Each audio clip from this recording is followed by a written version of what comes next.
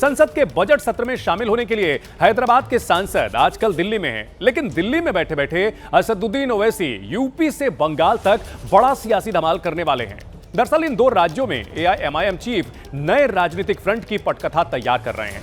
पश्चिम बंगाल में ममता बनर्जी का सिरदर्द बढ़ाने के लिए असदुद्दीन ओवैसी टीएमसी से बगावत करने वाले हुमायूं कबीर के साथ गठबंधन की तैयारी में हैं, जबकि उत्तर प्रदेश विधानसभा चुनाव से पहले ओवैसी की पार्टी ने बीएसपी सुप्रीमो मायावती से गठबंधन की कोशिशें शुरू कर दी हैं।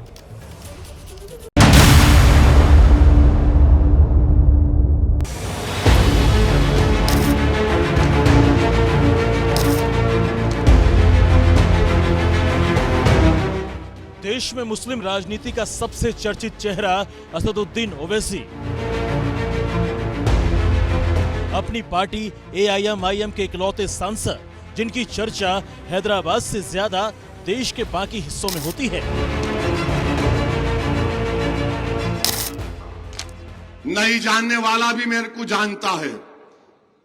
दुश्मनों के सामने से चले गए तो खड़े होकर गाली देना शुरू कर देती। इससे बढ़ के इज्जत और क्या होना आपको।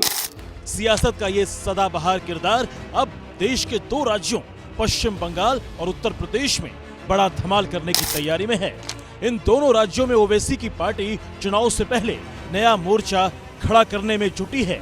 आज पश्चिम बंगाल में ओवैसी के इसी गेम प्लान की तस्वीर मुर्शिदाबाद जिले से सामने आई। बंगाल में बाबरी मस्जिद की नींव रखने वाले हुमायूं कबीर ने आज मुर्शिदाबाद के बेलडांगा में अपनी नई पार्टी जनता उन्नयन पार्टी की रैली की, जिसमें बंगाल एआईएमआईएम के अध्यक्ष इमरान सोलंकी भी हुमायूं के मंच पर नजर आए। देखिए वो रहेगी, मैं इनवाइट किया असदुद्दीन ओवैसी साहब को, तो साहब थोड़ा बिजी है आज का दिन में, इसीलिए नहीं पाया।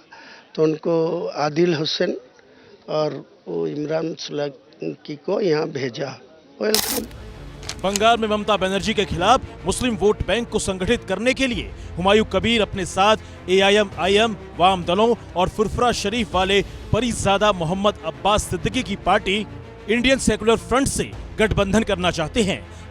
लेकिन इन तमाम पार्टियों में हुमायूं कबीर की पहली पसंद असदुद्दीन ओवैसी हैं, जिसकी वजह यह है बंगाल की 46 सीटों पर 50% से ज्यादा, 16 सीटों पर 40 से 50% के बीच, 33 सीटों पर 30 से 40% के बीच और 50 सीटों पर 20 से 30% मुस्लिम आबादी है। हुमायूं को उम्मीद है कि ओवैसी के साथ आने से इन सीटों पर ममता बनर्जी के लिए बड़ी मुश्किल खड़ी की जा सकती है। लेकिन तृणमूल कांग्रेस हुमायूं की इन उम्मीदों को बेमानी और ओवैसी को बंगाल के लिए बाहरी बता रहे हैं। और बंगाल में क्या बात है, बंगाली बहिरागत तो चाहे ना, बंगाली निजर में एक ही चाहे। और मीम आएगा, जो भी आएगा बाहर से, तो बंगाली का एक ही कहावत है, बंगाली बहिरागत तो चाहे ना, बंगाली निजर में एक ही चाहे। एक तरफ टीएमसी बंगाल में ओवैसी के असर को सिरे से खारिज कर रही है, तो दूसरी ओर बीजेपी बंगाल चुनाव से पहले हुमायूं कबीर और ओवैसी के संभावित थर्ड फ्रंट को शगुफा बता रही है। कांग्रेस कह रही है कि ओवैसी और हुमायूं कबीर दरअसल बीजेपी की ही रणनीति का हिस्सा हैं। चुनाव के समय ये सब साथ आते हैं, लेकिन मुझे नहीं लगता है कि ये कोई दीर्घकालिक व्यवस्था होने वाली है। चाहे ये लोग आए, अपना पॉलिटिकल प्रयोग, पॉलिटिकल एक्सपेरिमेंट करने का समय होता है। कोई भी चुनाव होता है तो पॉलिटिकल एक्सपेरिमेंटेशंस होते हैं, ऐसे उपयोग होते रहते हैं, लेकिन हम लोग इसको बहुत सीरियसली नहीं लेते हैं। हम लोग अपना काम कर रहे हैं। भारतीय जनता पार्टी का खेल है।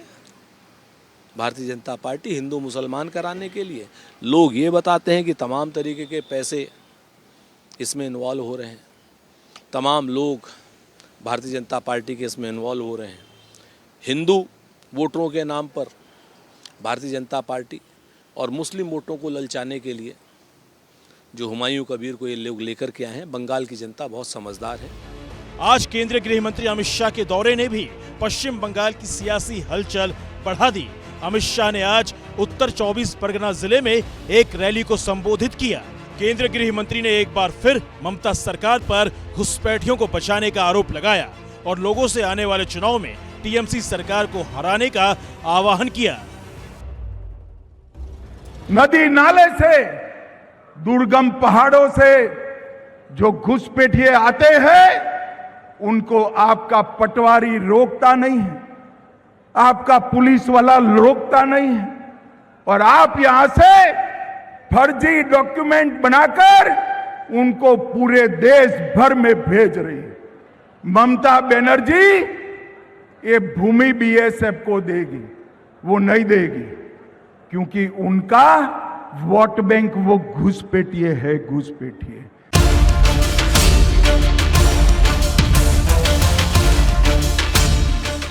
पश्चिम बंगाल में 1 महीने बाद ही चुनाव होने हैं, जिसमें एक बार फिर टीएमसी का सीधा मुकाबला बीजेपी से है। लेकिन ओवैसी सिर्फ पश्चिम बंगाल ही नहीं, देश के सबसे बड़े सियासी अखाड़े यानी उत्तर प्रदेश में भी नए गेम प्लान के साथ एंट्री करने की तैयारी में है। 2027 में होने वाले यूपी विधानसभा चुनाव से पहले ओवैसी की पार्टी इस बार मायावती के साथ उतरना चाहती है। अपनी इस चुनावी योजना को जमीन पर उतारने के लिए एआईएम ने बीएसपी को गठबंधन का ऑफर दे दिया है। पिछले 2022 में भी पूरी कोशिश किया था, अशोक सिद्धार्थ साहब से हम लोगों की मीटिंग भी हुई थी और बहन जी के कहने पर किए थे। तो इस बार भी मैं कोशिश कर रहा हूं कि हमारा बीएसपी से अगर अलायंस होता है तो ये एक मजबूत अलायंस होगा, यही नेचुरल अलायंस होगा।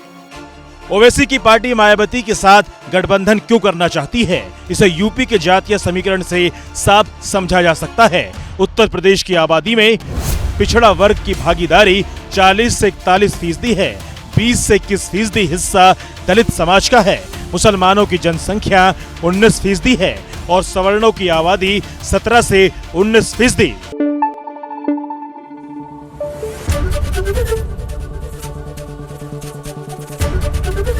एबीपी न्यूज आपको रखे आगे।